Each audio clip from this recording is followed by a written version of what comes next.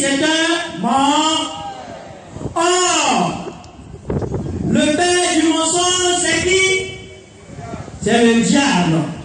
On ne finit pas de se convertir. Chaque jour de notre existence, nous devons faire un effort de conversion. Et c'est ce que le prophète nous dit. Dans la première lecture, il dit ceci. Je vais bouger pour les prendre. Consolez mon peuple, dit votre Dieu, pour que ce peuple puisse vivre dans l'espérance et non dans l'espoir. Alors Dieu va se servir de son prophète Isaïe pour leur parler.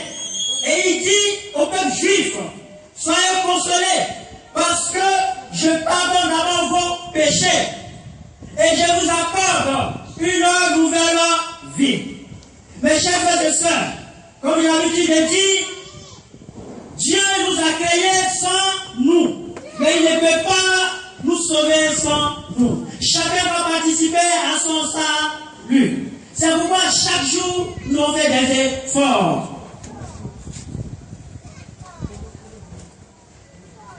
Cet après-midi, si tu veux recevoir la gloire de Dieu, si tu veux recevoir la puissance de Dieu, il faut vider ton cœur de la haine, de l'orgueil.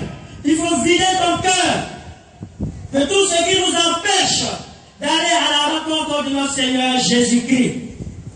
Et c'est ce que Isaïe nous répète cet après-midi. Et le prophète Jean-Baptiste va reprendre cela. Et la Bible nous dit qu'une voix se fit entendre à travers le désert. Et nous le savons, chers frères et sœurs, le désert, traditionnellement, c'est le lieu de la révélation divine. C'est là que Dieu révèle des choses à son prophète. C'est durant ton désert que Dieu va te parler. C'est durant ton désert que Dieu va susciter ou bien quelqu'un pour te parler. Et nous savons qu'au désert, il n'y a pas de végétation. Vrai ou faux? Alors, c'est le lieu propice de méditer, d'entrer en méditation profonde avec son Seigneur. Et Jean le Baptiste était en méditation avec son Dieu. Voilà pourquoi le Seigneur l'a envoyé vous porter une bonne nouvelle. Préparez le chemin du Seigneur. Chacun doit préparer son cœur à recevoir le Seigneur Jésus-Christ. Si tu prépares ton cœur pour recevoir le Seigneur Jésus-Christ, alors la puissance de Dieu va se manifester dans ta vie. Je le disais à nos chrétiens les Transiens, nous sommes dans le mois de décembre. Nous nous préparons tous pour célébrer la venue du Seigneur, n'est-ce pas? Mais pendant que nous nous préparons, il y a d'autres personnes qui se préparent à faire du mal aux autres. C'est bientôt les fêtes de fin d'année. Nous allons acheter des poulets, des moutons, et nous allons fêter. Mais aussi de l'autre côté, ils se préparent aussi à chercher des moutons, des poulets, pour fêter. Et ils voient en des hommes comme des poulets et des moutons. Alors, ce temps était donc favorable pour chacun de nous. Pour te préparer, pour qu'à la venue de notre Seigneur Jésus-Christ, tu puisses aller à sa rencontre et goûter aux joies du royaume des cieux.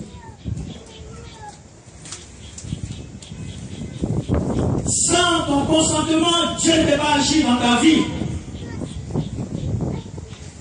Tu as plein de volonté, mais tu ne renonces pas aux vieilles habitudes, tu ne peux pas recevoir la grâce de Dieu. Je suis désolé. Alors, comme nous dit l'évangéliste Saint Marc, c'était un commencement. Commencement de l'évangile. C'est une nouveauté. Et qui parle de nouveauté, parle de rupture. Donc nous devons faire rupture avec la vieille habitude. Et revêtir l'homme nouveau. L'homme qui est ancré dans le Seigneur. L'homme qui est possédé et non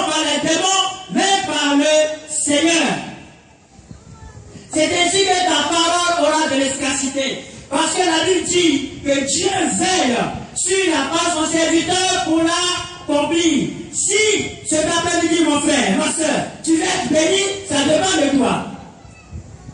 Et la Bible dit avec un catéchisme que si tu es béni dans le village, il faut t'interroger. C'est pas normal que quelqu'un soit béni.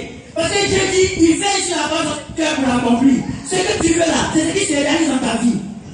Donc si tu veux le malheur, c'est le malheur qui va se réaliser dans ta vie. Mais si tu veux le bonheur, c'est le bonheur qui se réalise dans ta vie. En tout cas, moi, je sais que je suis béni.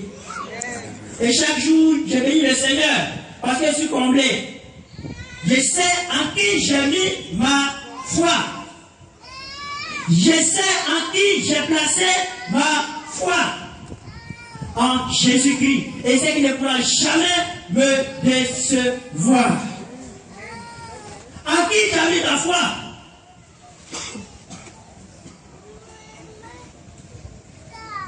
Tu es tout en malade. Tu as fait des examens, on le voit bien. Ta maladie est donc spirituelle.